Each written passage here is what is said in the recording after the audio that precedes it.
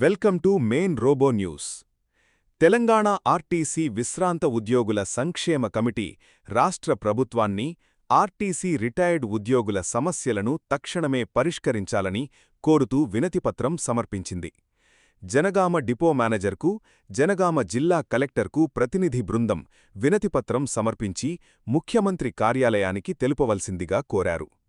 RPS 2017 అమలు, pending బకాయిల చెల్లింపు, లీవ్ ఎన్కాష్మెంట్, పీఎఫ్, డీడీ బకాయిలు తదితర అంశాలను ఈ వినతిపత్రంలో ప్రస్తావించారు.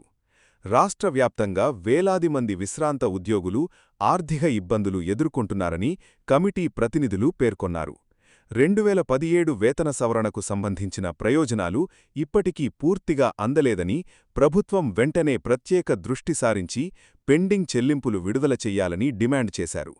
అలాగే ఉద్యోగులకు రావాల్సిన పీఎఫ్, డీడీ, లీవ్ ఎన్కాష్మెంట్ బకాయిలను ఆలస్యం చెయ్యకుండా చెల్లించాలని కోరారు.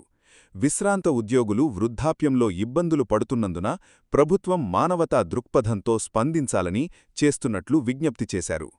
ఈ వినతిపత్రాన్ని తెలంగాణ ఆర్టీసీ విశ్రాంత ఉద్యోగుల సంక్షేమ కమిటీ జనగామ డిపో పరిధి నాయకులు Mustyala Muttaiah, G Yakaiah, SBN Raju, ER Reddy, D Upachari, TR Chander, B Narasimhulu, UN Reddy, R Rajesham, MD Shabuddin, L Pratap, ASM Reddy, DK Murthy, M Balaraju తదితర 35 మంది ప్రతినిధులు, నాయకులు పాల్గొని వినతిపత్రాలు సమర్పించారు.